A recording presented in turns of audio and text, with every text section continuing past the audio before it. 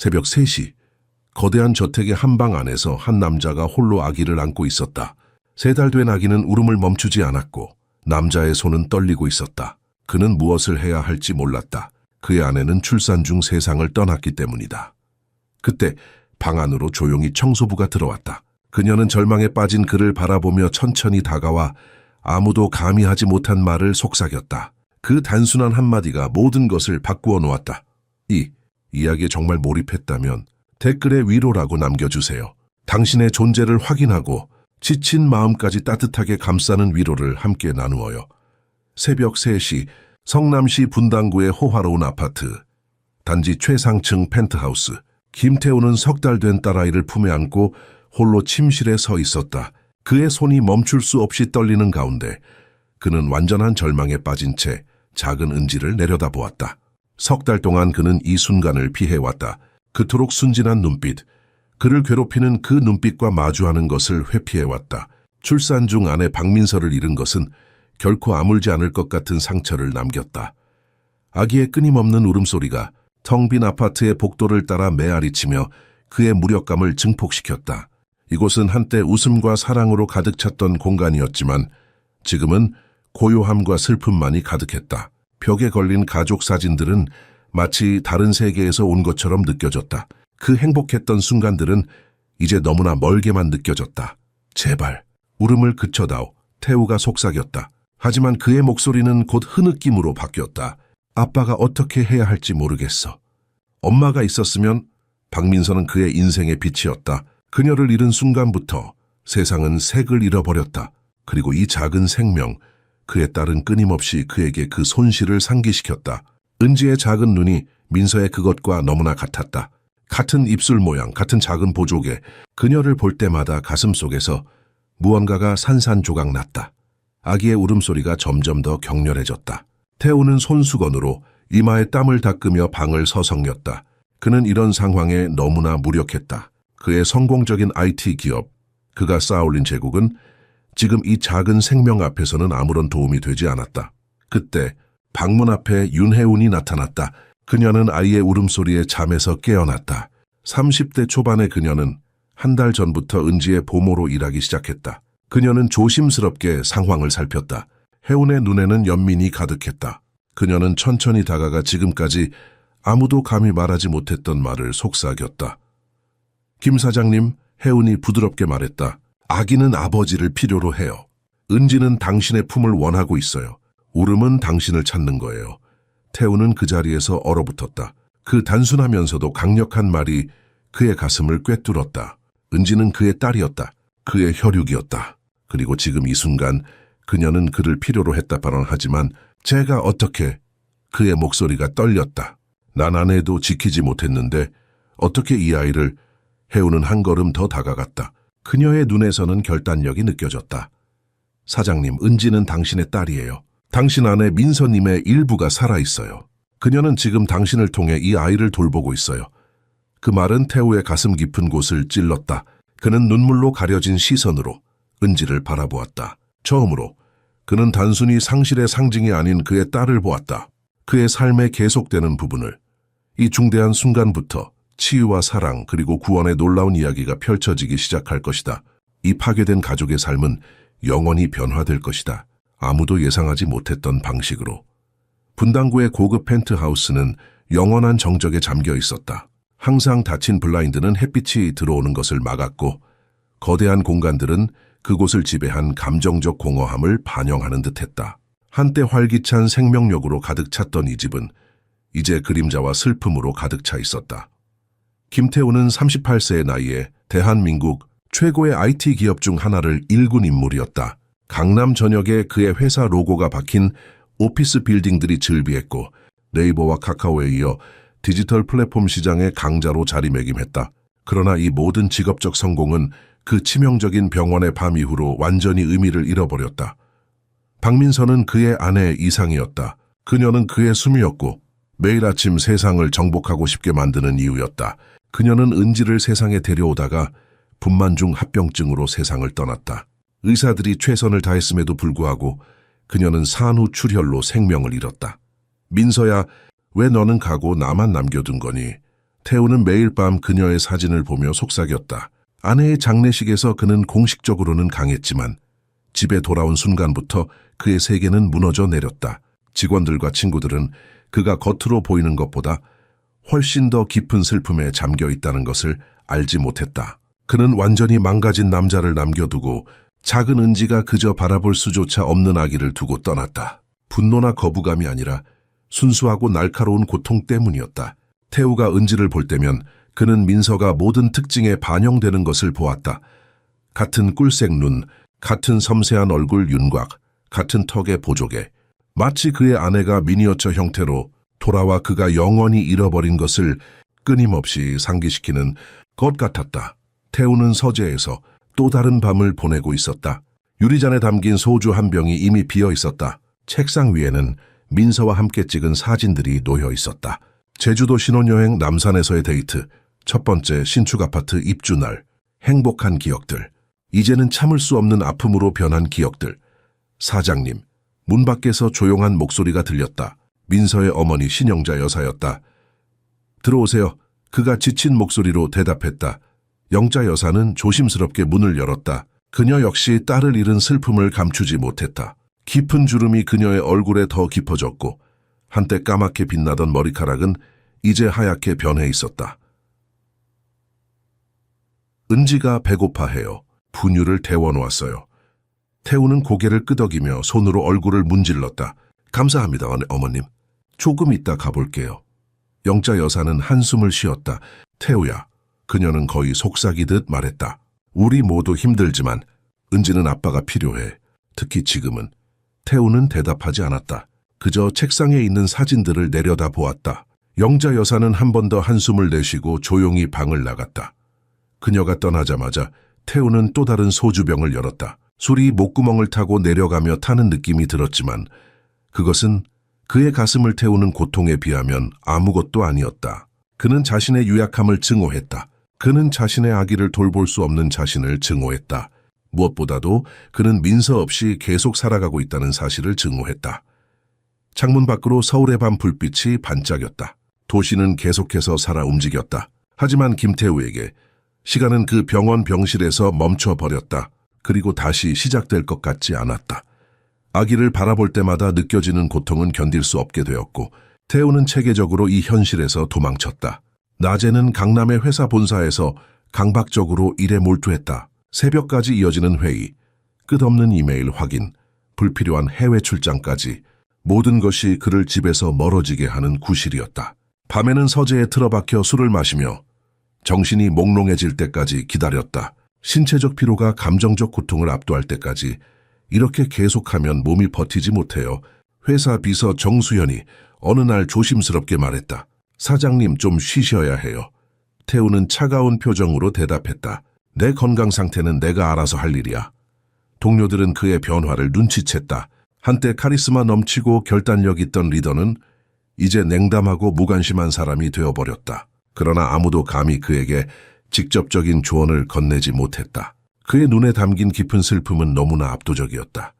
신영자 여사는 은지의 돌봄을 전적으로 맡았다. 그녀 역시 딸을 잃었지만 손녀에게서 계속 살아갈 이유와 가족을 함께 지킬 힘을 찾았다. 자신의 상실감을 다스리면서도 그녀는 사위가 점점 자신을 소진해가고 손녀가 아버지 없이 자라는 모습을 지켜보았다. 태우야, 영자 여사가 어느 저녁 그에게 말을 걸었다. 은지는 네가 필요해. 내 딸이지 않니? 민서의 딸이고. 태우는 잠시 멈춘 후 고개를 돌렸다. 그의 눈은 충혈되어 있었다. 알아요, 어머님. 하지만 저는 그냥 못해요. 매번 은지를 볼 때마다 민서가 보여요. 그게 너무 아파요. 영자 여사는 사위의 어깨에 손을 올렸다. 나도 아파. 매일이 고통이야. 하지만 은지는 우리의 빛이야. 민서가 남겨준 선물이란다. 태우는 아무 말도 하지 않고 방을 나갔다. 그날 밤 그는 평소보다 더 많은 술을 마셨다. 상황은 5번째 부모가 사직했을 때 한계에 도달했다. 강남의 최고급 인력 소개소를 통해 구한 전문 보모들조차 이 가정의 무거운 분위기를 견디지 못했다. 그들은 집이 너무 무겁다. 사장님이 전혀 관여하지 않는다. 그리고 벽에 스며든 슬픔이 너무 견디기 힘들다고 불평했다. 이렇게는 안 되겠어요. 영자 여사가 마지막 보모가 떠난 후 한숨을 내쉬었다. 그녀는 이미 지쳐 있었다. 71세의 나이에 신생아를 돌보는 것은 쉬운 일이 아니었다. 바로 그때 윤혜운이 이 도전적인 책임을 맡기로 결심했다. 29세의 그녀는 유아교육 전공자로 강남의 한 유명 어린이집이 코로나19 여파로 문을 닫은 후 실직 상태였다. 재정적 필요성이 시급했다. 전라도에 있는 그녀의 어머니는 폐암 말기였고 치료비와 생활비는 계속해서 쌓여갔다. 대형 구인 구직 사이트에서 분당의 고급 펜트하우스에서 일할 보모 구인 광고를 봤을 때 시장 평균의 3배에 달하는 월급의 혜우는 즉시 지원했다. 면접 당일 영자 여사는 그녀를 조용히 맞이했다. 이 집은 조금 특별해요. 영자 여사가 조심스럽게 말했다. 우리 사위는 지금 매우 어려운 시간을 보내고 있어요. 아마 당신과 많이 대화하지 않을 거예요. 개인적으로 받아들이지 마세요. 혜우는 공손하게 고개를 끄덕였다. 이해합니다. 제가 도울 수 있는 일이라면 최선을 다하겠습니다. 영자 여사의 지친 눈에 작은 희망이 반짝였다. 은지를 한번 안아볼래요? 혜운이 처음으로 은지를 안았을 때 아기는 커다랗고 호기심 어린 눈으로 그녀를 바라보았다. 즉각적인 유대감이 형성되었다. 안녕 작은 은지야. 혜운이 부드럽게 속삭였다. 내가 너를 아주 잘 돌봐줄게. 첫날 밤 펜트하우스가 완전한 침묵에 잠겼을 때 혜운은 물을 마시러 부엌으로 향했다. 그곳을 지나며 살짝 열린 서재 문 앞을 지나갔다. 그녀는 태우를 처음 보았다. 고급스러운 원로 책상 뒤에 앉아있는 그는 사진틀에 둘러싸여 있었다. 모든 사진 속에는 아름다운 검은 머리와 빛나는 미소를 가진 여성이 있었다. 박민서였다. 빈 소주병이 컴퓨터 옆에 누워 있었고 태우는 양손으로 머리를 감싼 채 어깨를 미세하게 떨고 있었다. 혜우는 그 깊은 슬픔의 장면을 목격하며 가슴이 아파왔다. 그녀는 이런 종류의 고통을 잘 알고 있었다. 정확히 같은 것은 아니었지만 비슷한 고통을 그녀도 경험했었다. 12살 때 아버지를 산업 현장 사고로 잃었고 어머니가 몇 개월 동안 소멸해 가다가 겨우 살아갈 힘을 찾는 모습을 지켜봤다. 슬픔의 과정에는 지침서가 없고 각자 자신만의 방식으로 그것을 헤쳐나간다. 저 사람 정말 괴로워하고 있구나. 혜우는 조용히 생각했다. 하지만 지금은 자신을 공식적으로 소개할 적절한 때가 아니라는 것을 알았다. 그녀는 조용히 걸음을 옮겼다. 은지의 방으로 돌아온 혜우는 아기가 깨어 천장을 바라보고 있는 것을 발견했다. 완전한 고독 속에서 혜우는 다시 은지를 팔에 안고 요람 옆 흔들 의자에 앉았다. 넌 혼자가 아니야. 그녀는 아기를 부드럽게 흔들며 속삭였다. 내가 여기 있는 한은 말이야. 은지는 하품을 하고 작은 눈을 감았다. 3달 만에 처음으로 영자 여사 외에 누군가가 진정한 사랑으로 아기를 안아주었다. 다음 날 아침 혜우는 태우와 공식적으로 만났다. 그는 출근 준비를 하고 있었고 그녀는 은지를 안고 주방에 있었다. 아, 새 보모시군요. 태우가 형식적으로 말했다. 그의 얼굴은 감정이 없었다. 윤하윤 씨 맞죠? 주신대기 사장님, 잘 부탁드립니다. 혜운이 공손하게 대답했다. 그의 눈에는 말할 수 없는 슬픔이 담겨 있었다. 태우는 은지를 보지 않으려고 애쓰며 고개를 돌렸다. 무세운 문제가 있으면 영자 어머님께 말씀드리세요. 저는 늦을 때까지 회사에 있을 겁니다. 그는 서둘러 나가기 전에 거의 기계적으로 덧붙였다. 좋은 하루 되세요. 이렇게 시작된 혜운의 일상은 곧 패턴을 갖게 되었다. 그녀는 매일 아침 6시에 일어나 은지를 돌봤다. 기저귀를 갈고 분유를 준비하고 목욕을 시키고 아기에게 옷을 입히면서 부드러운 노래를 불렀다. 그 후 유모차에 아기를 태우고 펜트하우스의 넓은 테라스를 거닐며 화분에 심은 화려한 꽃들, 날아다니는 나비들, 그리고 무한한 파란 하늘을 보여주었다. 보이니 은지야? 저기 남산이 보이지? 언젠가 우리가 함께 갈 거야. 혜운이 말했다. 은지는 그저 호기심 어린 눈으로 주변을 바라보았다. 혜운이 아기와 함께 있을 때면 펜트하우스는 덜 어둡게 느껴졌다. 그녀의 부드러운 웃음소리와 은지에게 속삭이는 다정한 말들이 공간을 따뜻하게 만들었다. 영자 여사는 새 부모의 자연스러운 모성애를 보며 안도했다. 혜운 씨, 정말 고마워요. 은지가 당신과 있을 때 더 행복해 보여요. 혜운은 미소를 지었다. 정말 사랑스러운 아기예요. 제가 행운이죠. 그러나 태우는 계속해서 유령처럼 존재했다. 아침 일찍 출근하고 늦은 밤에 돌아오는 그는 은지의 방이 있는 복도를 지날 때면 마치 저편에 불이 난 것처럼 발걸음을 재촉했다. 그는 아기를 쳐다보지 않았고 잘 지내는지 묻지도 않았으며 어떤 순간에도 가까이 다가가지 않았다. 혜우는 판단하지 않으려 했지만 이 상황을 지켜보는 것은 매우 어려웠다. 저 사람은 대체 얼마나 더 자신을 벌하려는 걸까? 그녀는 조용히 생각했다. 은지는 아버지가 필요한데. 은지가 평화롭게 낮잠을 자는 어느 오후, 혜우는 부엌에서 영자 여사가 국화차를 마시는 것을 발견했다. 노부인의 얼굴에는 깊은 눈과 주름이 선명했고 단 석 달 만에 10년은 더 늙어 보였다. 여쭤봐도 될까요? 혜운이 조심스럽게 말을 꺼냈다. 영자 여사는 체념한 듯 고개를 끄덕였다. 김 사장님은 왜 은지와 교류하지 않으시는 건가요? 영자 여사는 눈을 감았고 그녀의 얼굴에 담긴 고통이 더욱 선명해졌다. 차잔을 천천히 내려놓으며 그녀는 깊은 한숨을 내쉬었다. 그 아이가 태어난 이후로 한 번도 안아보지 않았어요. 쳐다보지도 못해요. 그녀의 목소리가 떨렸다. 이해는 해요. 은지는 내 딸의 완벽한 복사본이에요. 마치 민서가 거기 있지만 동시에 없는 것 같은 느낌이죠. 그리고 그것이 매일 태우의 마음을 갈기갈기 찢어놓고 있어요. 혜우는 영자 여사가 더 말하기를 기다렸다. 처음에는 이해할 수 있었어요. 충격과 비탄이 너무 컸으니까. 하지만 이제 석 달이 지났는데 우리 손녀는 아버지의 품이 필요해요. 태우는 좋은 사람이에요, 정말로. 하지만 슬픔이 그를 완전히 마비시켰어요. 영자 여사의 눈에서 눈물이 흘러내렸다. 내 딸은 그렇게 떠나고 싶지 않았을 거예요. 그녀는 자신의 아기가 사랑받기를 원했을 거예요. 혜우는 목에 뭔가 걸린 듯한 느낌을 받으며 이 가슴 아픈 말들을 들었다. 그럼 은지는 아버지 없이 자라게 되나요? 그녀가 목이 메인 목소리로 물었다. 영자 여사는 조용히 흐르는 눈물을 닦았다. 모르겠어요, 혜운 씨. 정말 모르겠어요. 내가 할 수 있는 일은 다 하고 있지만 나도 슬픔에 잠겨 있어요. 내 유일한 딸을 잃었고 이제 내 손녀가 부모 중 한 명 없이 자라는 것을 보고 있어요. 너무 잔인해요. 혜우는 노부인의 손을 다정하게 잡았다. 아무 말도 하지 않고 그저 자신의 존재를 제공했다. 때로는 존재감이 천마디 말보다 더 가치 있다. 내 동생도 남편을 잃었어요. 혜운이 마침내 말했다. 싸구려요. 그녀의 딸은 겨우 2살이었죠. 처음에는 그녀도 살아갈 수 없다고 생각했어요. 하지만 시간이 지나면서 그녀는 딸에게서 힘을 찾았어요. 영자 여사는 이해의 눈빛으로 혜운을 바라보았다. 당신도 많은 것을 겪었군요. 그렇죠? 혜운은 어깨를 으쓱했다. 모두가 자신만의 짐을 지고 있어요. 중요한 건 그것을 어떻게 나누느냐죠. 그날 저녁, 혜운은 아기 모니터를 통해 태우가 은지의 방문 앞에 서 있는 것을 보았다. 그는 들어가지 않았다. 그저 거기 서서 문을 바라보았다. 그의 손이 문손잡이 위에서 떨렸지만 결국 그는 고개를 저으며 돌아섰다. 하윤의 마음이 그를 향해 움직였다. 그 순간 그녀는 태우의 고통이 얼마나 깊은지 이해했다. 그가 문을 열지 못하는 것은 의지가 약해서가 아니라 그 문을 열면 마주하게 될 감정의 홍수를 두려워했기 때문이었다. 며칠이 지나 주가 되었고 혜우는 은지를 돌보는데 진심 어린 헌신을 보였다.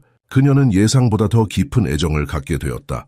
아기에게 노래하고 놀아주고 마치 모든 말을 이해하는 것처럼 대화를 나누었다. 어쩌면 정말로 은지는 이해했는지도 모른다. 점차적으로 은지는 미소 짓기 시작했다.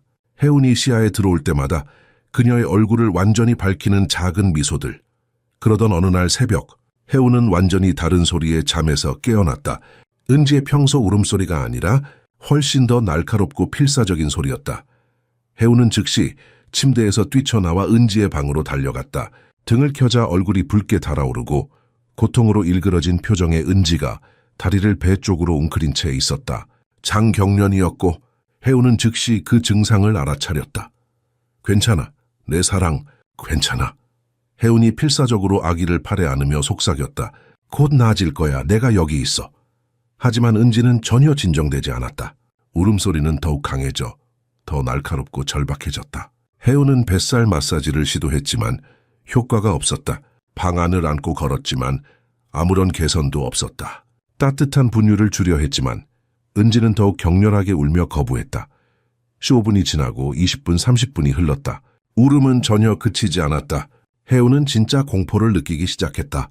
단순한 배앓이가 아니라면, 더 심각한 문제가 있다면 영자 여사를 깨울까 생각했지만 노부인이 고혈압 약을 복용하고 잠들었다는 것을 기억해냈다. 의사는 적절한 휴식의 필요성에 대해 단호했고 더 많은 스트레스를 받아서는 안 된다고 했다. 해우는 태우의 서재 방향을 바라보았다. 항상 그렇듯이 불빛이 새어나왔다. 그는 결코 일찍 잠들지 않았다. 그녀는 깊이 망설였다. 그는 자기 딸도 거의 쳐다보지 않는데 이런 상황에서 도움이 될까? 하지만 다른 선택지가 없었다. 은지는 위로받지 못하고 절실히 도움이 필요했다. 난 은지를 위해 해야 해. 해우는 결심했다. 김 사장님이 싫어하더라도. 여전히 울고 있는 은지를 안고 서재로 걸어간 해우는 결단력 있게 문을 두드렸다. 김 사장님, 제발. 그녀는 떨리는 목소리로 부탁했다. 들어오세요. 그가 지친 목소리로 대답했다. 해운이 천천히 문을 열었다. 태우는 여전히 책상 뒤에 앉아 컴퓨터 화면을 바라보고 있었다. 하지만 해운은 무언가 특이한 점을 발견했다. 화면은 완전히 비어 있었다. 그는 실제로 일하고 있는 것이 아니라 그저 시간이 가기만을 기다리며 존재하고 있었다. 도움이 필요해요. 해운이 떨리지만 결단력 있는 목소리로 말했다.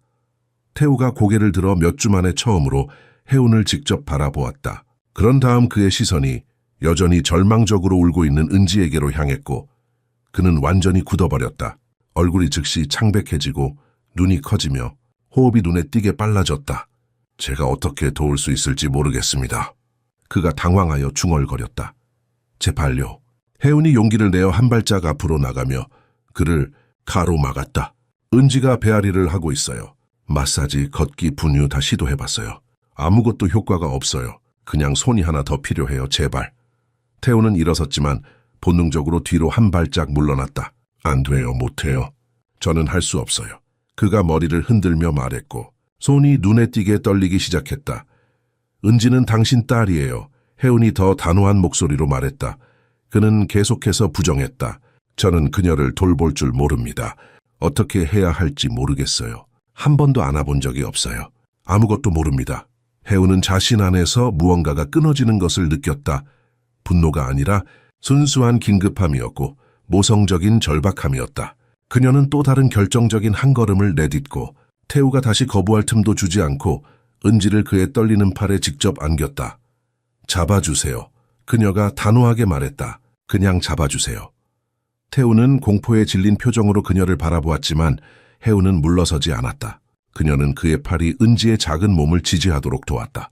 바닥에 떨어뜨리지 않을 거예요. 그녀가 부드럽게 말했다. 당신은 그녀의 아버지니까요. 은지의 몸이 아버지의 가슴에 닿는 순간 무언가 변화했다. 태우의 얼굴에서 공포가 놀라움으로 바뀌었다. 울음소리가 약간 줄어들었다. 해우는 태우가 은지를 바라보는 것을 지켜보았고 그의 눈에 혼란과 두려움 그리고 무언가 다른 것이 있음을 보았다. 연결의 첫 순간이었다. 은지를 아는 태우의 팔이 여전히 떨렸지만 놀랍게도 아기의 울음이 점차 잦아들기 시작했다. 마치 어머니의 뱃속에서 들었던 심장 소리를 본능적으로 기억하는 듯했다. 해운은 숨을 죽이며 지켜보았다. 움직여 보세요. 해운이 조용히 권했다. 살짝 흔들어 보세요. 태우는 마치 유리 인형을 다루듯 조심스럽게 몸을 움직였다. 아기의 울음소리가 더 약해졌다. 은지의 작은 몸이 아버지의 천에 반응하며 점차 이완되었다. 신기하네요. 태우가 믿을 수 없다는 듯 속삭였다. 제가 어떻게 하는지도 모르는데 본능이에요. 해운이 미소 지으며 대답했다. 아기들은 압니다. 당신이 누구인지. 태우의 얼굴에 복잡한 감정들이 교차했다. 충격, 두려움 그리고 희미하지만 분명한 경이로움. 그는 조심스럽게 은지의 얼굴을 내려다보았다. 민서의 눈을 닮은 그 작은 눈이 그를 바라보고 있었다. 이번에는 아픔만이 아닌 다른 감정이 그를 채웠다. 민서야. 그가 거의 들리지 않게 속삭였다. 은지는 당신을 알아보는 것 같아요. 해운이 조용히 말했다. 그녀는 이 신성한 순간에 개입하고 싶지 않았지만 태우가 이 순간의 의미를 알기를 원했다. 몇 분이 지나는 동안 세 사람은 그렇게 있었다. 아버지가 처음으로 딸을 안고 해운은 존중스럽게 이 재회를 지켜보았다. 은지의 울음이 완전히 멈추고 작은 한숨을 내쉬며 점차 잠들기 시작했다. 정말 당신을 알아보는 것 같아요. 해운이 다시 말했다. 아기들은 압니다. 태우의 눈에서 눈물이 흘러내렸다. 미안해, 우리 작은 은지야. 아빠가 내게서 도망친 것을 용서해줘. 네 잘못이 아니야. 해운은 이 말을 들으며 자신의 눈시울도 붉어지는 것을 느꼈다. 그녀는 조용히 물러서며 말했다. 아기가 이제 잠들었네요. 다시 요람에 눕혀줄까요? 태우는 마치 꿈에서 깨어난 듯 고개를 저었다. 직, 아직은 좀 더 이대로 있고 싶습니다. 해우는 고개를 끄덕이고 문 쪽으로 물러섰다. 필요하시면 불러주세요. 그녀가 나가려는 순간 태우의 목소리가 그녀를 멈춰 세웠다. 혜운 씨, 네? 고맙습니다. 그의 목소리는 여전히 떨렸지만 이번에는 다른 종류의 감정 때문이었다. 혜우는 미소 지었다. 사장님 딸이에요. 언젠가는 일어날 일이었어요. 그녀는 조용히 방을 나와 자신의 작은 방으로 돌아갔다. 그곳에서 그녀는 침대 가장자리에 앉아 깊은 숨을 내쉬었다. 그녀의 손이 떨리고 있었다. 그녀가 한 일은 직업적으로 위험한 도전이었다. 고용주에게 강요하고 명령하다시피 한 것은 부모로서는 절대 해서는 안 되는 일이었다. 하지만 그 순간 그녀는 단순히 보모가 아니었다. 그녀는 은지에게 필요한 것을 해줄 수 있는 유일한 사람이었다. 다음 날 아침 혜운이 은지에게 분유를 먹이고 있을 때 영자 여사가 부엌으로 들어왔다. 어젯밤에 무슨 일이 있었니? 노부인이 물었다. 아침에 은지 방을 지나가는데 태우가 문가에 서 있더구나. 안으로 들어가지는 않았지만 그가 그렇게 가까이 간 것은 처음이야. 혜운은 잠시 망설였다. 어젯밤 일을 말해야 할지 확신이 서지 않았다. 그것은 태우와 그녀 사이의 사적인 순간처럼 느껴졌다. 은지가 배앓이가 심했어요. 그녀는 단순하게 대답했다. 김 사장님이 도와주셨어요. 영자 여사의 눈이 커졌다. 정말? 그가 은지를 안았니? 혜우는 고개를 끄덕였다. 그리고 어땠어? 영자 여사의 목소리에 희망이 피어났다. 혜우는 조심스럽게 단어를 선택했다. 아직 초기 단계예요. 하지만 시작이라고 생각해요. 영자 여사의 주름진 손이 혜운의 어깨를 꽉 쥐었다. 고마워, 혜운 씨. 정말 고마워. 하지만 이게 모든 것을 해결하진 않을 거예요. 혜운이 경고했다. 사장님은 여전히 상처가 깊으시니까요. 물론이지. 영자 여사가 고개를 끄덕였다. 하지만 첫 발걸음이란다. 그리고 때로는 그게 가장 어려운 부분이지.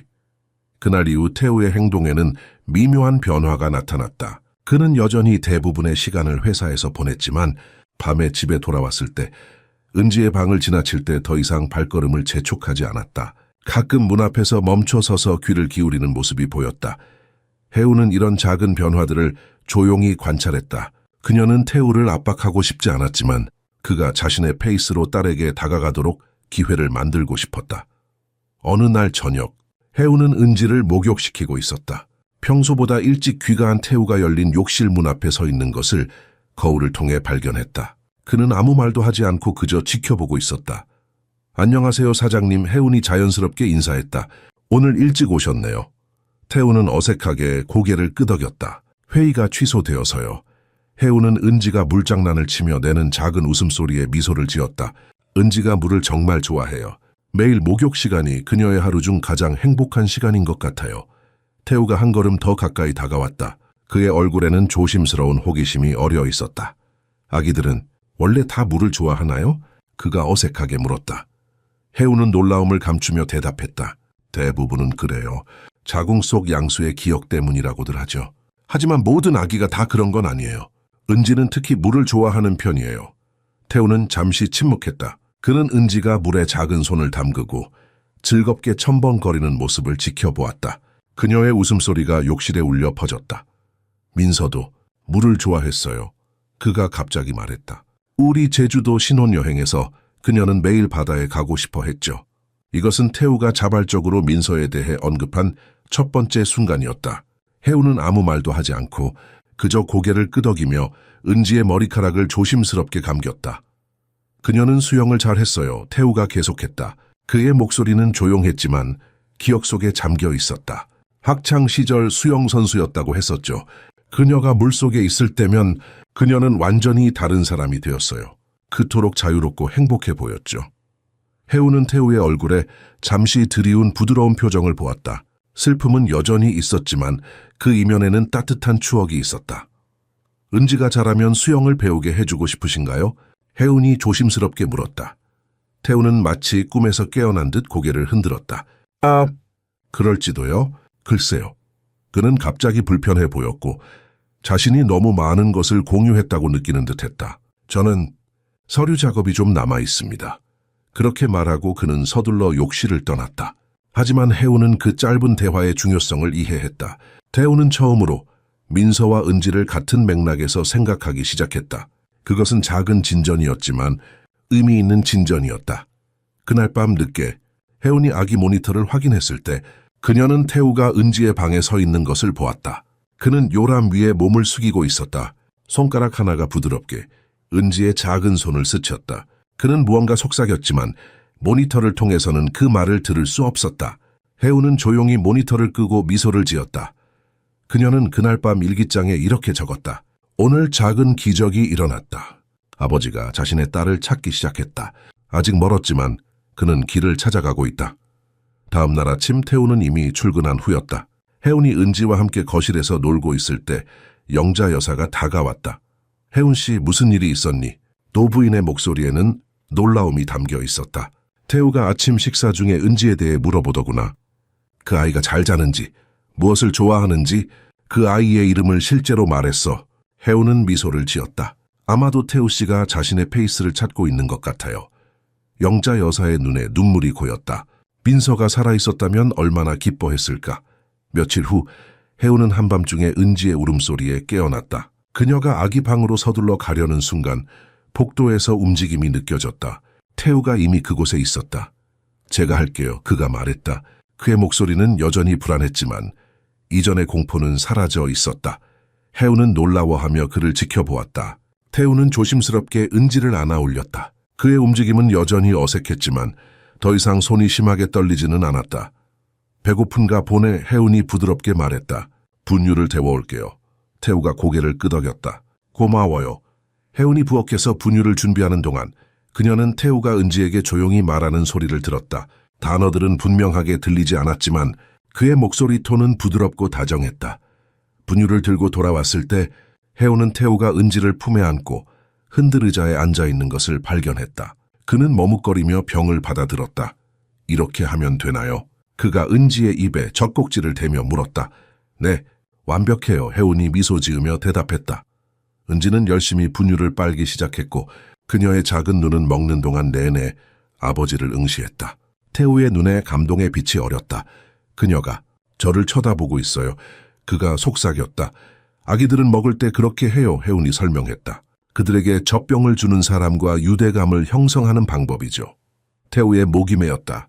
그녀가 저를 신뢰하는 걸까요? 물론이죠. 혜운이 확신을 담아 대답했다. 당신은 그녀의 아버지니까요. 그 말이 태우에게 깊은 영향을 미치는 것을 혜운은 볼 수 있었다.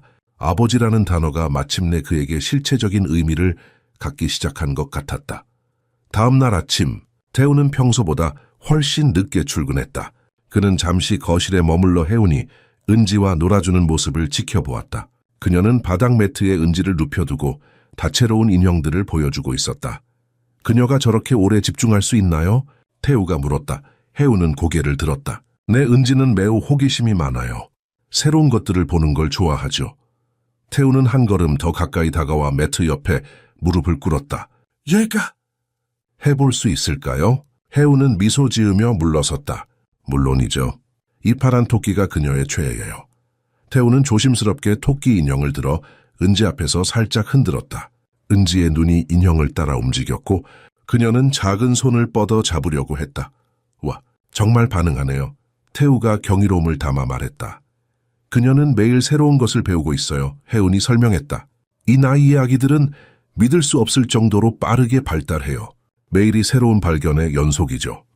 태우는 은지가 마침내 토끼 인형을 붙잡고 입으로 가져가는 모습을 지켜보았다. 작은 미소가 그의 입가에 맺혔다.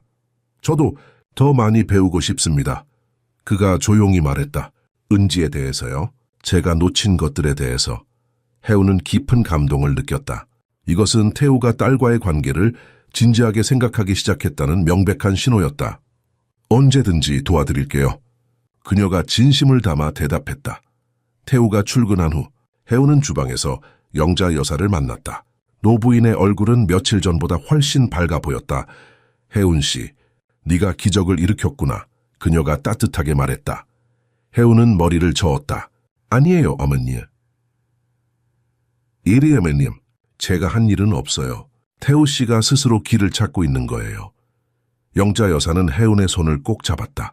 그래도 네가 그 문을 열어줬어. 내가 몇 달 동안 시도했던 일을 네가 며칠 만에 해냈구나. 혜운은 부끄러워하며 미소 지었다. 은지가 그들을 연결해 준 거예요. 저는 그저 그들이 서로를 볼 수 있도록 도왔을 뿐이에요.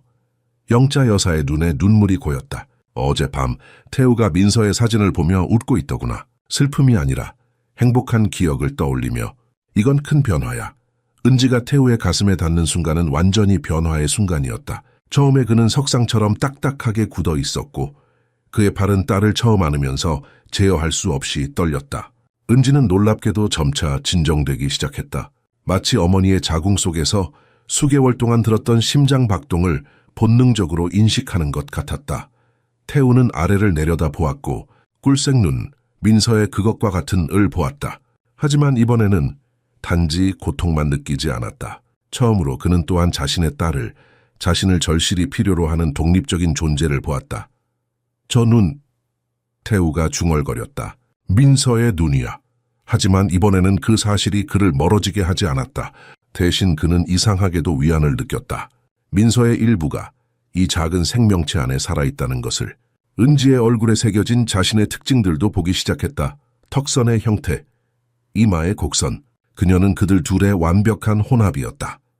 눈물이 조용히 그의 얼굴을 타고 흘러내렸고 은지는 마침내 울음을 그치고 아버지의 품에 안겨 편안해졌다.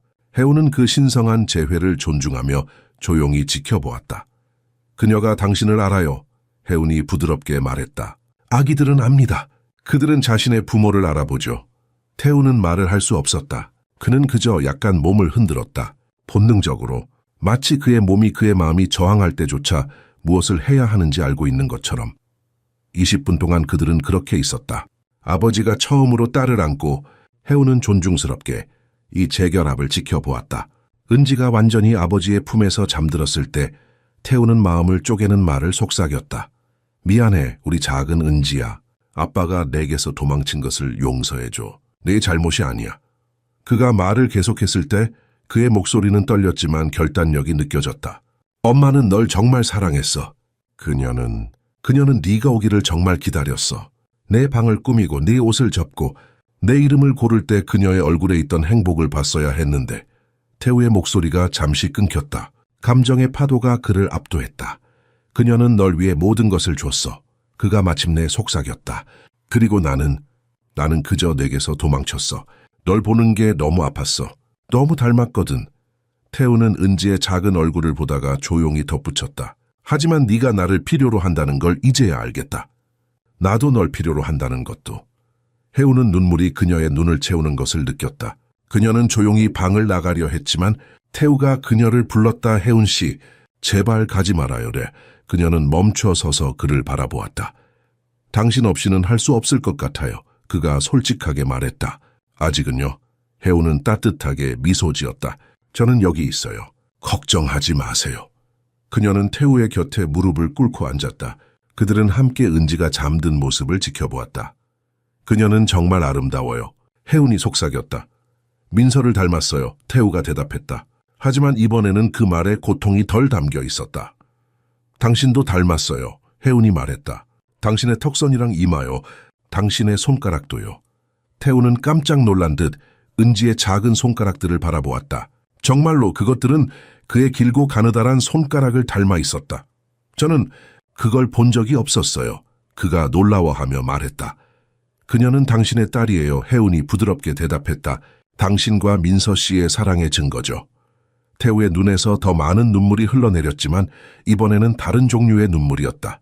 정화의 눈물, 마침내 그의 가슴에 자리 잡은 깊은 상처가 치유되기 시작하는 듯했다. 고마워요. 그가 혜운을 바라보며 속삭였다. 모든 것에 대해서요. 이후 며칠 동안 펜트하우스의 분위기에 미묘하지만 확실한 변화가 감지되었다. 태우는 즉시 헌신적인 아버지로 변하지는 않았지만 더 이상 은지의 방을 지날 때 발걸음을 서두르지 않았다. 가끔씩 그는 문간에 서서 혜운이 아기를 돌보는 모습을 주의 깊게 지켜보았다. 어느 아침 혜운은 태우가 은지가 자는 동안 그저 그녀를 바라보고 있는 것을 발견했다. 그는 발견되었을 때 더 이상 도망가지 않았다. 오늘은 잘 자네요. 그가 조심스럽게 말을 꺼냈다. 네, 밤새 한 번도 안 깼어요. 혜운이 따뜻하게 대답했다. 은지는 정말 차분한 아기예요. 그날 저녁 태우는 평소보다 일찍 귀가했다. 그는 혜운이 은지를 위해 저녁 분유를 준비하는 동안 부엌에 들어왔다. 도울 일이 있을까요? 그가 어색하게 물었다. 혜운은 놀라움을 감추고 미소 지었다. 물론이죠. 분유 온도를 확인해 주시겠어요? 손목에 몇 방울 떨어뜨려서 너무 뜨겁지 않은지 확인하시면 돼요. 태우는 조심스럽게 그녀의 지시를 따랐다. 이 정도면 괜찮은가요? 완벽해요. 혜운이 격려하며 말했다. 이제 은지에게 줘볼래요? 태우는 잠시 망설였지만 결국 고개를 끄덕였다. 그들은 함께 은지의 방으로 갔다. 태우는 흔들 의자에 앉아 혜운에게서 은지를 건네받았다. 처음보다 훨씬 자연스럽게 아기를 안았다. 이렇게 잡으면 되죠. 그가 확인했다. 네, 아주 좋아요. 혜운이 대답했다. 머리를 잘 받쳐주고 계세요. 은지는 아버지의 품에 편안하게 안겨 분유를 마시기 시작했다. 그녀의 눈은 계속해서 태우의 얼굴을 응시했다. 그는 그 시선에 압도된 듯했다. 항상 이렇게 쳐다보나요? 그가 물었다. 혜운은 미소 지었다. 네, 은지는 매우 관찰력이 좋아요. 특히 사람들의 얼굴에 관심이 많죠. 내가 낯설지 않을까요? 그녀에게는? 혜운은 부드럽게 고개를 저었다. 아니요, 전혀요. 아기들은 놀랍도록 적응력이 뛰어나요. 그리고 당신은 그녀의 아버지예요. 그 유대감은 특별한 거예요. 태우는 조용히 고개를 끄덕였다. 그는 은지가 먹는 동안 그저 그녀를 바라보았다. 그의 얼굴에는 경이로움과 두려움이 뒤섞여 있었다. 혜운 씨, 그가 마침내 입을 열었다. 제가 놓친 것들이 많겠죠? 은지의 발달에 대해서요. 혜운은 잠시 생각했다. 그에게 거짓된 위안을 주고 싶지는 않았다. 몇 가지는 놓치셨죠, 네. 하지만 은지는 아직 아주 어려요. 앞으로 더 많은 중요한 순간들이 있을 거예요. 그녀의 첫 번째 미소는 언제였나요? 태우가 물었다. 혜운의 마음이 따뜻해졌다. 그는 진심으로 알고 싶어 했다. 약 3주 전이었어요. 그녀가 대답했다. 제가 그녀에게 노래를 불러주고 있을 때였죠. 갑자기 그녀의 얼굴이 환하게 밝아졌어요. 정말 마법 같은 순간이었죠. 태우의 표정이 어두워졌다. 저는 그걸 놓쳤군요. 혜운은 그의 팔에 조심스럽게 손을 올렸다. 하지만 앞으로 많은 처음들이 있을 거예요. 첫 웃음소리, 첫 단어, 첫 걸음마, 그것들을 함께 할 수 있을 거예요. 태우는 감사의 표정으로 그녀를 바라보았다. 혜운 씨가 아니었다면 저는 계속해서 그 모든 것들을 놓쳤을 거예요. 혜운은 부끄러워하며 미소 지었다. 제가 한 일은 별로 없어요. 그렇지 않아요. 태우가 진지하게 말했다.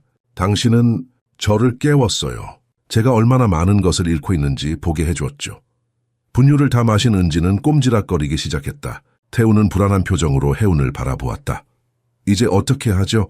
등을 살짝 두드려서 트림을 시켜야 해요. 혜운이 설명했다. 이렇게요. 그녀는 태우에게 은지를 어깨에 기대게 하는 방법을 보여주었다. 그는 조심스럽게 그녀의 지시를 따랐다.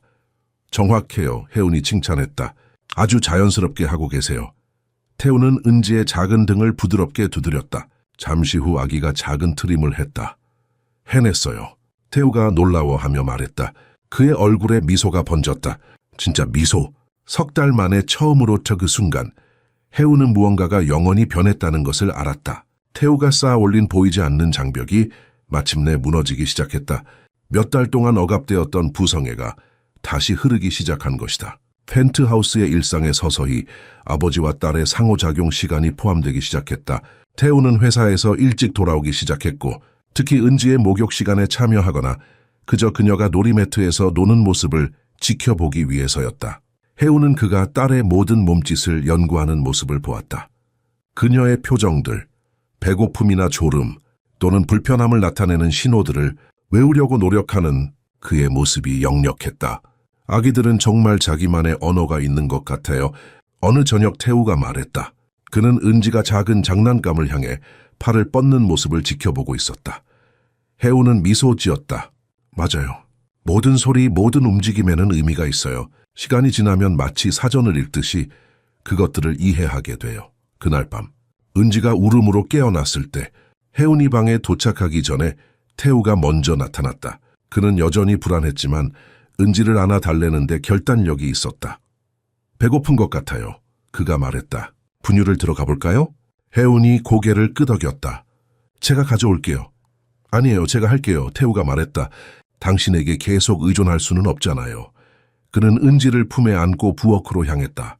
한 손으로 아기를 안전하게 안고 다른 손으로 분유를 준비하는 그의 모습은 어색했지만 결단력이 있었다. 혜우는 부엌 문간에 서서 그를 지켜보았다. 지난 몇 주 동안의 변화는 놀라웠다. 딸의 눈을 바라볼 수 없었던 남자가 이제는 스스로 그녀를 돌보려고 노력하고 있었다. 물 온도 어떻게 확인하죠? 태우가 물었다. 손목 안쪽에 몇 방울 떨어뜨려 보세요. 혜운이 대답했다. 뜨겁지 않고 따뜻하게 느껴져야 해요. 태우는 그녀의 지시를 따랐다. 이 정도면 괜찮은 것 같아요. 분유를 타서 은지에게 먹이는 동안 태우는 이상하게 평화로워 보였다. 아기의 커다란 눈이 그를 올려다보는 동안 그의 얼굴에는 조용한 경이로움이 어려 있었다. 당신은 정말 특별해요. 우리 은지, 그가 속삭였다. 혜우는 조용히 자신의 방으로 돌아갔다. 그들에게 필요한 개인적인 시간이라고 생각했다. 이제 아버지와 딸은 서로를 알아가는 시간이 필요했다. 다음 날, 혜우는 은지를 유모차에 태우고 펜트하우스의 넓은 테라스를 거닐고 있었다. 봄 햇살이 따스했고 공기 중에는 커피 향이 맴돌았다. 태우가 갑자기 그녀 옆에 나타났다. 오늘 회사 안 가세요? 혜운이 놀라 물었다. 태우는 어깨를 으쓱했다. 오전 회의만 화상으로 참석하고 나머지는 재택근무하기로 했어요. 은지랑 좀 더 시간을 보내고 싶어서요. 그는 잠시 머뭇거리다 물었다. 괜찮다면 저도 같이 산책해도 될까요? 혜운은 미소를 지었다. 물론이죠. 은지가 좋아할 거예요. 그들은 나란히 걸으며 서울의 스카이라인을 바라보았다. 봄의 첫 꽃들이 테라스 화분에 피어나고 있었다. 직원들이 제가 달라졌다고 해요. 태우가 갑자기 말했다. 더 집중하고 더 효율적이라고요. 회사에 있는 시간은 줄었는데 성과는 더 좋아졌대요. 혜우는 그를 바라보았다. 아마도 목적이 생겨서 그런 게 아닐까요? 태우는 고개를 끄덕였다. 전에는 그저 시간을 보내기 위해 일했어요. 고통을 잊기 위해서요. 이제는 빨리 집에 돌아오고 싶어서 일해요. 그의 말은 단순했지만 그 안에 담긴 변화는 엄청났다. 혜우는 감동을 느꼈다. 태우는 조심스럽게 유모차를 가리켰다. 제가 좀 밀어볼까요? 마하혜우는 유모차 손잡이를 그에게 넘겼다. 당연히요. 태우는 조심스럽게 유모차를 밀기 시작했다. 처음에는 너무 조심스럽게 밀어서 거의 앞으로 나아가지 못했다. 혜운이 웃음을 참으려 했지만 결국 웃음이 터져 나왔다. 죄송해요. 그녀가 말했다. 그냥 너무 귀여우세요. 마치 유모차가 깨질까봐 걱정하시는 것 같아요. 태우도 쑥스럽게 웃었다. 그의 웃음소리는 어색했지만 진실했다. 마치 오랫동안 사용하지 않은 근육을 다시 사용하는 것처럼. 좀 더 자연스럽게 이렇게요. 혜운이 보여주었다. 그들은 나란히 테라스를 거닐었다. 한때 고통과 슬픔으로 가득 찼던 공간에 웃음소리가 울려 퍼지기 시작했다. 조금씩 아주 조금씩 삶이 돌아오고 있었다.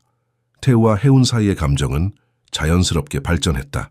그것은 매일의 공존과 은지에 대한 공동 돌봄에서 태어났다. 태우는 혜운이 은지에게 노래하는 방식, 아기가 미소 지을 때 그녀의 눈이 반짝이는 모습, 그녀가 이 가족에게 완전히 헌신하는 모습을 지켜보기 시작했다. 처음에는 단순히 신체적 매력이 아니었다. 그것은 깊은 존경과 감사의 마음이었고 그것이 점차 더 깊은 것으로 변해갔다. 혜운이 은지에게 보여주는 무조건적인 사랑은 태우의 마음을 움직였다. 그녀는 자신의 아이가 아니었음에도 모성애의 모든 따뜻함으로 은지를 돌보았다. 혜운 역시 태우를 단순히 성공한 IT 기업가가 아닌 다른 시선으로 보기 시작했다. 그녀는 자신의 트라우마와 싸우며 딸과 재연결하려고 노력하는 아버지의 모습에 감동했다. 그의 결단력, 은지를 향한 점점 커지는 다정함, 자신의 취약함을 기꺼이 보여주는 모습에 마음이 끌렸다. 어느 비 오는 오후, 혜우는 태우가 작은 커피 테이블에서 무언가를 열심히 그리고 있는 것을 발견했다. 그는 깊이 집중하고 있어서 그녀가 다가오는 것도 눈치채지 못했다. 뭘 그리고 계세요? 그녀가 부드럽게 물었다. 태우는 깜짝 놀라 고개를 들었다. 혜운 씨, 제가 생각해 본 건데 은지의 방이 너무 심플해요. 좀 더 밝고 아이답게 꾸미고 싶어서요. 혜운은 그의 스케치를 들여다보았다. 그것은 아기 방의 새로운 디자인이었다. 달과 별 테마의 벽화, 더 밝은 색상의 가구들, 천장에 매달린 모빌. 이거 정말 예쁘네요. 혜운이 진심으로 말했다. 직접 그리신 거예요? 사라는 쑥스럽게 웃었다. 대학 때 잠시 디자인을 공부했었어요. IT로 방향을 바꾸기 전에요. 몰랐어요. 재능이 많으시네요. 아니에요. 그냥 취미 수준이에요. 그가 겸손하게 말했다. 혜운 씨는 어떻게 생각해요? 은지가 좋아할까요? 혜운은 다시 스케치를 자세히 살펴보았다. 정말 좋아할 것 같아요. 특히 저 달과 별들이요. 은지가 밤하늘을 좋아하는 것 같더라고요. 테라스에 나가면 항상 위를 올려다보거든요. 태우의 눈이 밝아졌다. 정말요? 그걸 어떻게 알아차렸죠? 난 그우나나 지켜보면 알게 되어 혜운이 부드럽게 미소 지었다. 둘의 시선이 마주쳤고 무언가 전기가 흐르는 듯한 순간이 있었다. 태우가 먼저 시선을 돌렸다. 제가 직접 그려볼까 해요. 벽화요. 그가 말했다. 도움이 필요하시면 말씀하세요. 혜운이 대답했다. 저도 아이들과 함께 그림 그리는 걸 좋아했거든요. 그들의 손이 우연히 스케치 위에서 스쳤고 이번에는 둘 다 물러서지 않았다. 고마워요. 태우가 조용히 말했다. 모든 것에 대해서요. 고맙다고 하실 필요 없어요. 혜운이 대답했다. 아니요. 정말로 고마워요. 그가 강조했다. 당신이 우리 집에 오기 전과 후가 완전히 달라요. 당신은 빛을 다시 가져왔어요. 혜운의 뺨이 붉어졌다. 그의 진심 어린 감사의 마음이 따뜻해졌다. 다음 날부터 그들은 함께 은지의 방을 새롭게 꾸미기 시작했다. 태우는 밤하늘을 연상시키는 푸른 바탕에 은은하게 빛나는 달과 별들을 그렸다. 혜운은 작은 구름과 새들을 더했다. 함께 일하는 동안 그들은 서로에 대해 더 많이 알게 되었다. 혜운 씨는 어떻게 아이들과 일하게 되었어요?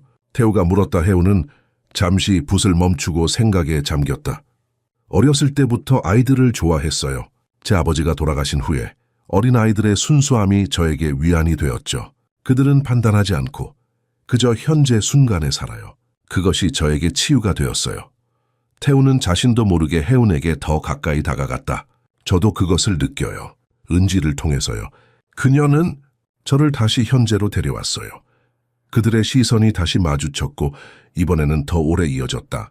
공기 중에 무언가가 변화하고 있었다. 그것은 단순한 감사나 동료의 이상의 것이었다. 그것은 두 상처 입은 영혼 사이에 피어나는 깊은 연결이었다. 태우와 혜운 사이의 관계가 분명해지기 시작했을 때 모두가 호의적으로 반응하지는 않았다. 민서의 일부 친척들과 강남의 상류층 사교계 인사들은 이 상황을 부적절하고 성급하다고 여겼다. 민서가 떠난 지 1년도 되지 않았어. 민서의 사촌 지현이 영자 여사에게 전화로 불평했다. 그것도 보모와라니 정말 믿을 수 없어요. 어머님이 말씀을 하셔야죠. 영자 여사는 한숨을 내쉬었다. 그녀도 처음에는 혼란스러웠다. 딸의 기억에 대한 충성심과 가족이 다시 행복해지는 것을 보는 안도감 사이에서 갈등했다. 어머님, 태우 오빠가 무슨 생각인지 모르겠어요. 민서의 또 다른 사촌 미경이 가족 모임에서 속삭였다. 보모가 재산을 노리는 건 아닌지 걱정돼요. 태우 오빠가 얼마나 부자인지 다 알잖아요. 이런 이야기들이 태우의 귀에도 들어왔다. 어느 날 저녁, 그는 평소보다 침울한 표정으로 귀가했다. 무슨 일 있으셨어요? 혜운이 물었다. 태우는 잠시 망설였다. 오늘 민서의 사촌들을 회사에서 만났어요. 그들이 우리에 대해 소문을 듣고 조언을 주러 왔더군요. 혜운은 가슴이 무거워짐을 느꼈다. 어떤 조언이었나요?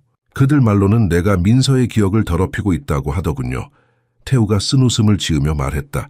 너무 빨리 앞으로 나아가고 있다고요. 혜운은 자신의 손을 내려다보았다.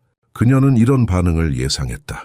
한국 사회에서 적절한 애도 기간이라는 개념은 여전히 강했다. 특히 상류층에서는 이해해요. 그녀가 조용히 말했다. 아마 그들이 맞을지도 몰라요. 태우가 그녀의 턱을 부드럽게 들어 올렸다. 아니요, 혜운 씨. 그들은 틀렸어요. 그들은 우리가 어떻게 여기까지 왔는지 모릅니다. 내가 얼마나 깊은 어둠 속에 있었는지, 당신이 어떻게 나와 은지를 구했는지 그들은 몰라요. 혜운의 눈에 눈물이 고였다. 하지만 사람들이 뭐라고 할지 당신의 평판이. 내 평판은 회사 주가와 관련이 있을 뿐이에요. 태우가 단호하게 말했다.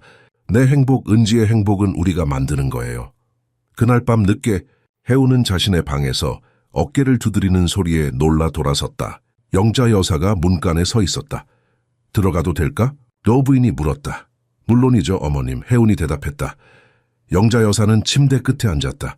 그녀의 얼굴에는 깊은 생각에 잠긴 표정이 있었다. 사람들이 뭐라고 하는지 들었니? 그녀가 직접적으로 물었다. 혜운은 고개를 끄덕였다. 네. 그리고 어떻게 느끼니? 해우는 깊은 숨을 들이마셨다. 에스가빈 비 스이카세 도치오카세. 솔직히 말씀드릴게요. 저는 민서 씨의 자리를 대신하려는 게 아니에요. 그 누구도 그럴 수 없어요. 저는 단지 은지가 완전한 가정에서 자랄 수 있도록 돕고 싶고 태우 씨가 슬픔에 길을 잃지 않도록 돕고 싶을 뿐이에요. 영자 여사는 해운을 유심히 관찰했다. 그녀의 얼굴에서 진실성을 찾고 있는 듯했다. 내 딸은 매우 특별한 사람이었어. 영자 여사가 마침내 말했다. 그녀는 항상 다른 사람들의 행복을 자신의 행복보다 우선시했지. 그녀가 가장 원했던 것은 은지가 사랑 속에서 자라는 거였어. 해운은 조용히 기다렸다. 처음에 나도 혼란스러웠단다. 영자 여사가 계속했다. 은지 혹시 백신대에서 멋이 없애나 너무 이른 것 같았지. 하지만 내가 본 것은 은지가 웃기 시작했다는 거야. 태우가 다시 삶을 살기 시작했고 그리고 그건 네가 온 후부터였어. 해운의 눈에 눈물이 고였다. 사람들은 말할 거야. 영자 여사가 현명하게 말했다. 항상 그래. 특히 우리 같은 가문에서는. 하지만 진정으로 중요한 건 우리 가족이 치유되는 거란다. 그녀는 해운의 손을 따뜻하게 잡았다. 민서는 이걸 이해했을 거야. 그녀는 승인했을 거라고 생각해. 해운은 영자 여사의 손을 꼭 쥐었다. 그 말은 그녀에게 커다란 위안이 되었다. 태우는 자신의 방식으로 비판에 대응했다. 그는 민서의 사촌들을 만찬에 초대했고 은지의 돌봄과 행복이 자신의 최우선 과제임을 분명히 했다. 민서를 잇는 게 아니야. 그가 설명했다. 그녀의 기억을 존중하는 가장 좋은 방법은 우리 딸이 사랑 속에서 자라도록 하는 거야. 가족들 중 일부는 여전히 의심의 눈초리를 보냈지만 태우의 결단력 앞에서 공개적인 반대는 서서히 줄어들었다. 시간이 흐르며 성남의 펜트하우스는 깊은 슬픔의 시기 동안 잃어버렸던 생명력과 기쁨을 되찾았다. 은지는 풍부한 사랑에 둘러싸여 자랐다. 마침내 온전히 표현되기 시작한 아버지의 사랑과 해운이 자연스럽게 제공하는 모성의 태우와 해운의 관계는 점차 깊어져 갔다. 그들의 유대는 단순한 동료애나 편의를 넘어 진정한 존경과 애정에 기반한 것이었다. 함께 보낸 시간이 많아질수록 그들은 서로의 가치관과 삶의 철학이 놀랍도록 일치한다는 것을 발견했다. 어느 주말, 태우는 해운을 서울 근교의 남한산성으로 드라이브에 초대했다. 늦가을의 단풍이 산을 붉게 물들이는 시기였다. 영자 여사가 기꺼이 은지를 돌봐주겠다고 나서 주었다. 우리 은지가 할머니와 하루 보내는 것도 좋을 거예요. 영자 여사가 윙크하며 말했다. 해운은 산으로 향하는 차 안에서 약간 긴장했다. 이것이 공식적인 데이트처럼 느껴졌다. 물론 그들은 지난 몇 개월 동안 많은 시간을 함께 보냈지만 항상 은지가 있었고 항상 가정이라는 맥락 안에서였다. 오늘 날씨가 정말 좋네요. 해운이 대화를 시작했다. 태우가 미소 지었다. 네, 단풍기 절정이라고 해서 오늘이 딱 좋을 것 같았어요. 남한산성에 도착한 그들은 고즈넉한 산책로를 따라 걸었다. 수백 년 된 성벽과 화려한 가을색으로 물든 나무들 사이로 걷는 그들의 모습은 그림 같았다. 민서와 여기 자주 왔었나요? 해운이 조심스럽게 물었다. 태우는 잠시 생각에 잠겼다. 아니요, 실은 한 번도 오지 않았어요. 민서는 바다를 더 좋아했거든요. 우리는 주로 동해나 제주도로 여행을 갔었죠. 그는 발걸음을 멈추고 해운을 바라보았다. 여기는 새로운 추억을 만들고 싶어서요. 그의 말에 담긴 의미를 해운은 이해했다. 그녀의 가슴이 빠르게 뛰기 시작했다. 그들은 성벽 위 전망대에 도착했다. 발 아래로는 도시와 산이 파노라마처럼 펼쳐져 있었다. 가을 햇살이 따스하게 내리쬐었다. 해운 씨, 태우가 갑자기 진지한 목소리로 말했다. 제가 하고 싶은 말이 있어요. 해운은 조용히 기다렸다. 처음 만났을 때 저는 완전히 부서진 사람이었어요. 태우가 시작했다.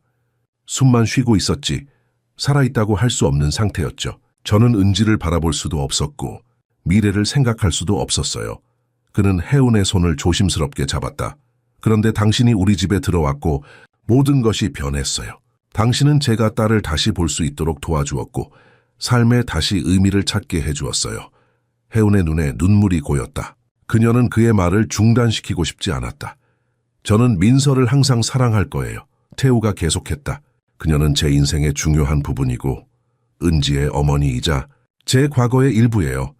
그는 잠시 멈추고 깊은 숨을 내쉬었다. 하지만 이제 저는 미래를 생각하고 싶어요. 우리의 미래를요. 태우는 주머니에서 작은 벨벳 상자를 꺼내 무릎을 꿇었다. 해우는 놀라서 손으로 입을 가렸다. 윤하은 씨, 당신은 단순히 우리를 구해준 사람이 아니라 제 삶에 새로운 의미를 가져다 준 사람이에요. 은지의 어머니가 되어주고 제 아내가 되어주시겠어요? 편이나 의무감 때문이 아니라 우리가 진정으로 서로 사랑하고 함께 가족이 되고 싶기 때문에요. 상자를 열자 단순하지만 아름다운 다이아몬드 반지가 햇빛에 반짝였다. 해운의 눈에서 눈물이 흘러내렸다. 네, 그녀가 행복한 눈물 사이로 대답했다. 정말 그러고 싶어요. 태우가 일어나 그녀를 품에 안았다. 그들의 입술이 만나는 순간 해운은 이 순간이 진실되고 순수하다는 것을 알았다. 그들의 사랑은 슬픔과 상실 속에서 태어났지만 그것은 아름답고 진실된 것이었다. 산에서 내려오는 길에 해운은 물었다. 어머님께는 말씀드렸어요. 태우가 미소 지었다. 물론이죠. 어머님이 반지 고르는 것도 도와주셨어요. 정말요? 해운이 놀라 물었다. 어머님은 처음부터 당신이 우리 가족에게 얼마나 특별한지 아셨어요. 태우가 대답했다. 사실 어머님이 제게 용기를 주셨어요. 행복을 미루지 말라고 하셨죠. 해운의 마음이 따뜻해졌다. 영자 여사의 축복은 그녀에게 무척 중요했다. 펜트하우스로 돌아왔을 때 영자 여사는 미소를 참으며 그들을 기다리고 있었다. 은지는 할머니의 무릎에 앉아 있었다. 어떻게 됐니? 노부인이 물었지만 해운의 반짝이는 눈과 손가락의 반지를 보고 이미 답을 알고 있었다. 어머니가 될 준비가 됐니? 영자 여사가 은지를 해운에게 건네주며 물었다. 저는 이미 마음으로는 그녀의 어머니였어요. 해운이 은지를 안으며 대답했다. 결혼 생활은 가족 모두에게 안정감과 행복을 가져왔다. 태우는 세심한 남편이자 점점 더 헌신적이고 사랑스러운 아버지로 자리매김했다. 은지는 놀랍게 성장했다. 밝고 활기찬 아이로. 자연스럽게 해운을 엄마라고 부르기 시작했지만 이것이 민서의 존재감을 줄이지는 않았다. 해운은 어린 나이부터 은지가 자신의 생모에 대해 알 수 있도록 특별히 신경 썼다. 그녀는 민서의 사진을 보여주고 그녀가 세상에 데려온 놀라운 여성에 대한 아름다운 이야기들을 들려주었다. 너는 2명의 엄마가 있어. 은지야, 해운은 다정하게 설명했다. 한 명은 너에게 생명을 준 엄마, 또 한 명은 여기서 너를 항상 돌봐줄 엄마. 태우의 서재에는 민서의 사진들이 여전히 명예로운 자리를 지키고 있었지만 이제는 새로운 가족의 사진들과 공간을 공유했다. 태우, 해운, 그리고 일상의 행복한 순간들 속 은지의 모습이 담긴 사진들. 상실의 고통은 점차 함께 나눈 삶과 민서가 남긴 사랑의 교훈에 대한 감사함으로 변해갔다. 어느 화창한 주말 아침, 태우와 해운은 은지를 데리고 서울 남쪽의 현충권을 방문했다. 이곳에는 민서의 묘가 있었다. 태우는 매달 신선한 꽃을 가져와 헌화했다. 때로는 해운과 은지와 함께, 때로는 혼자서. 내 딸이 얼마나 잘하고 있는지 봐. 태우가 비석에 대고 속삭였다. 그녀는 너처럼 똑똑하고 다정해. 그리고 네가 사랑했을 만한 사람을 만났어. 해우는 태우가 요청하지 않았음에도 불구하고 항상 그가 가져온 꽃 옆에 자신의 꽃을 놓았다. 그것은 단순한 제스처였지만 그녀가 민서를 존중하고 기억하는 방식이었다. 은지는 이제 19개월이 되었고 활기차게 묘지 주변을 뛰어다녔다. 그녀는 꽃을 만지며 웃었다. 꽃이 예뻐? 해운이 물었다. 예뻐요. 은지가 밝게 대답했다. 그녀의 어휘는 매일 놀랍게 증가하고 있었다. 누구 꽃이지? 해운이 부드럽게 물었다. 은지가 순진한 미소로 비석을 가리켰다. 하늘 엄마 꽃! 다머스디어 태우의 눈에 눈물이 고였다. 그들은 은지에게 민서를 하늘 엄마라고 부르도록 가르쳤다. 그것은 어린아이가 이해할 수 있는 방식으로 그녀가 여기 있지 않지만 여전히 사랑으로 지켜보고 있다는 개념을 전달하는 방법이었다. 그래, 하늘 엄마의 꽃이야. 태우가 목이 메인 채 확인해 주었다. 하늘 엄마가 기뻐하실까? 응. 은지가 확신에 찬 어린 목소리로 대답했다. 돌아오는 길에 해우는 태우의 손을 꼭 잡았다. 오늘 괜찮아요? 스테어는 고개를 끄덕였다. 네, 생각보다 훨씬 괜찮아요. 예전에는 민서의 묘를 방문할 때마다 가슴이 찢어지는 것 같았어요. 하지만 지금은 평화로움도 느껴져요. 그녀가 우리를 지켜보고 있다는 느낌이 들어요. 그는 운전대를 잡은 채 잠시 생각에 잠겼다. 민서가 우리를 축복한다고 생각하나요? 그가 조용히 물었다. 해우는 진심으로 대답했다. 네, 그렇게 생각해요. 그녀가 무엇보다 원했던 것은 당신과 은지가 행복하게 사는 거였을 테니까요. 그녀는 당신이 자신의 죄책감과 슬픔에 갇혀 사는 걸 원하지 않았을 거예요. 태우는 안도의 표정을 지었다. 그건 민서다워요. 그녀는 항상 다른 사람들의 행복을 자신보다 우선시했으니까요. 집으로 돌아온 그들은 함께 늦은 아침 식사를 준비했다. 태우가 은지의 좋아하는 팬케이크를 굽는 동안 해우는 과일을 썰었다. 영자 여사는 커피를 내렸다. 그들은 이제 함께 생활하는 법을 배운 행복한 확장 가족이 되어 있었다. 식탁에 앉아 태우는 문득 깨달았다. 이것이 바로 그가 항상 원했던 것이었다. 가족, 사랑, 소속감. 민서의 죽음은 그의 세계를 무너뜨렸지만 그 잔해 속에서 그는 새로운 삶을 발견했다. 다르지만 여전히 아름답고 슬픔으로 얼룩져 있지만 여전히 가치 있는 삶. 고마워요. 그가 해운을 바라보며 말했다. 당신이 우리에게 가져다준 모든 것에 감사해요. 해운은 그의 손을 잡았다. 저도 감사해요. 저에게 가족을 주셔서 그리고 제가 당신과 은지의 삶의 일부가 될 수 있게 해주셔서요.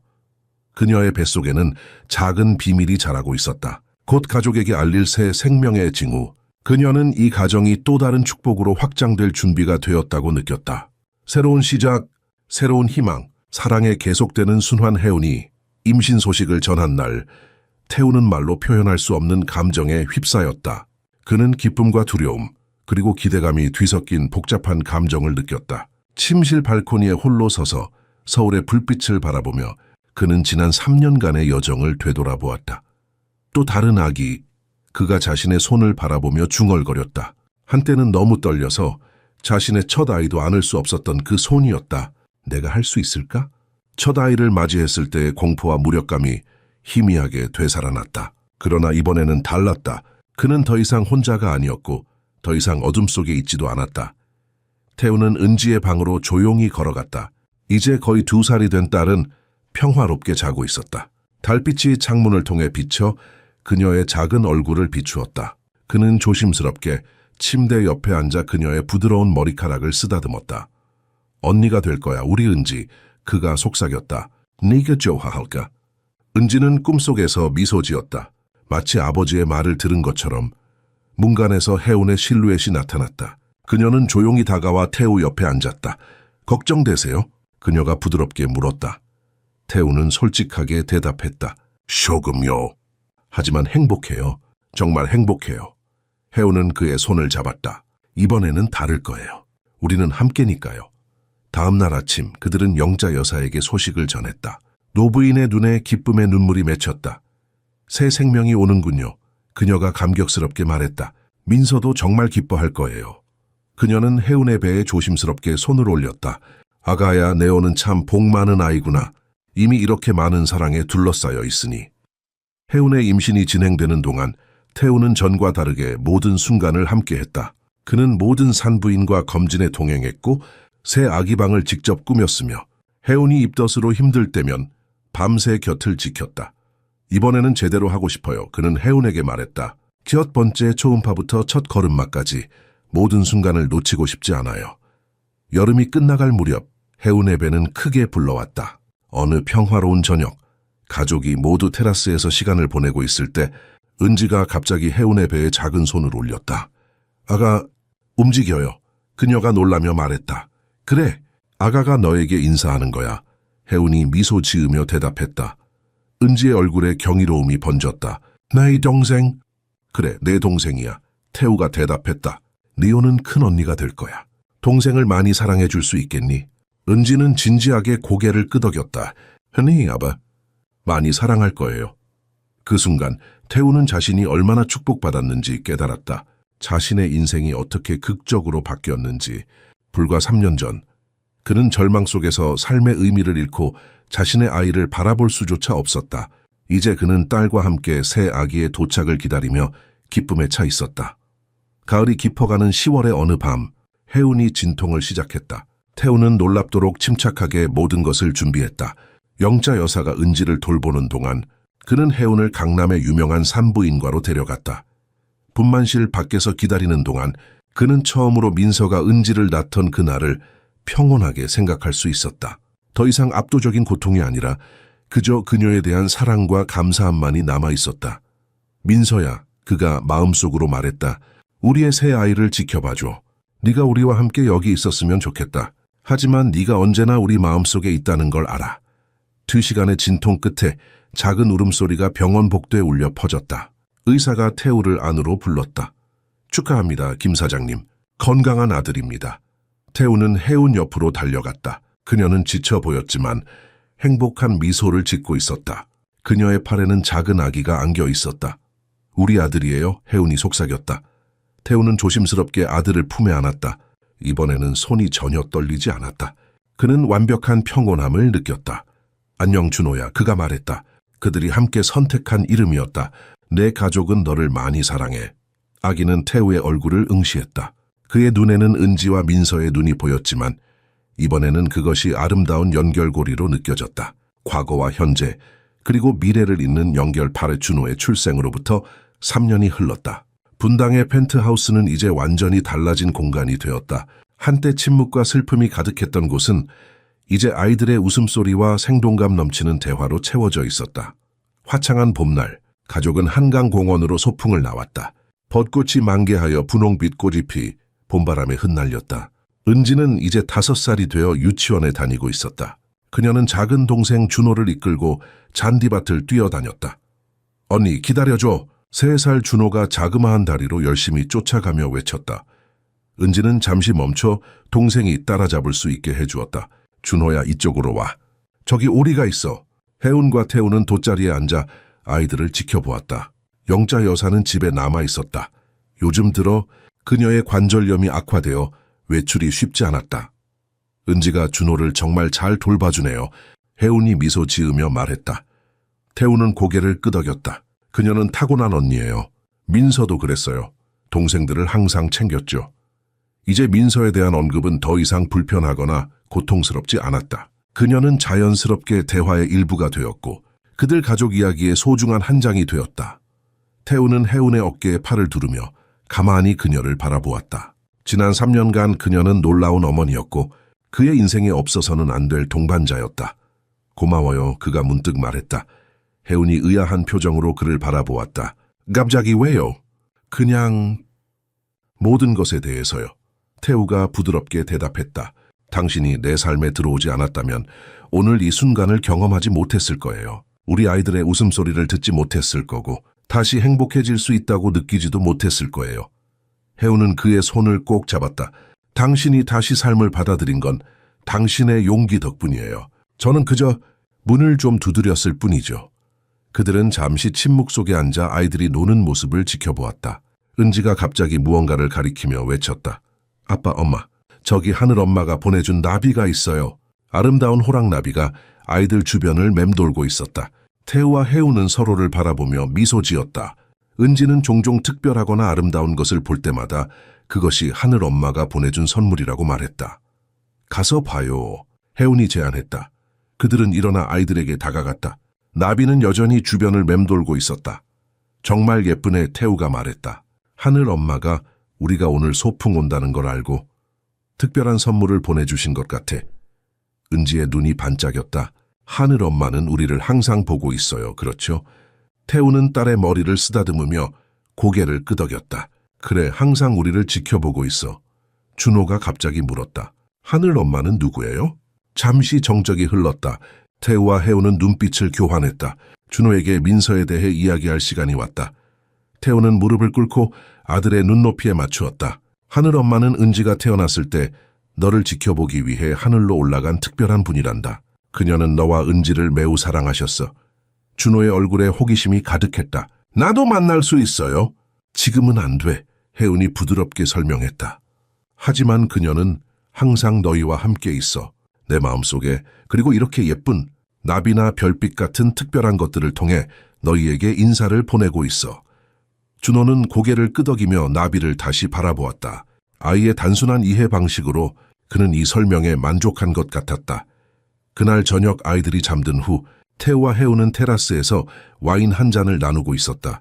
서울의 불빛이 마치 별처럼 반짝이는 야경이 펼쳐져 있었다. 오늘 준호에게 민서에 대해 잘 설명했어요. 혜운이 말했다. 태우는 고개를 끄덕였다.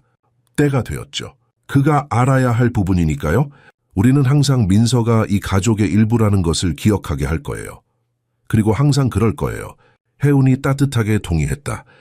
태우는 그녀의 손을 잡고 깊은 감사의 눈빛으로 바라보았다. 당신이 그것을 이해해 주어서 고마워요. 많은 사람들이 그렇게 관대하지 못할 거예요. 혜운은 미소 지었다. 사랑한다는 건 상대방의 모든 것을 받아들이는 거예요. 과거도 상처도 추억도 모두요. 그것이 태우 씨를 지금의 당신으로 만들었으니까요. 태우는 그녀의 말에 깊이 감동했다. 그는 별이 빛나는 밤하늘을 올려다보았다. 민서야, 그가 마음속으로 말했다. 우리는 잘 지내고 있어. 아이들도 잘 자라고 있고. 혜운과 나는 행복해.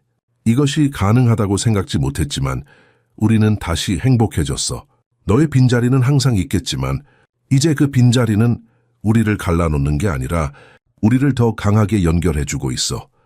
밤하늘에서 유난히 밝은 별 하나가 반짝였다. 태우는 미소 지었다. 삶은 계속되고 있었다. 다르게 하지만 여전히 아름답게.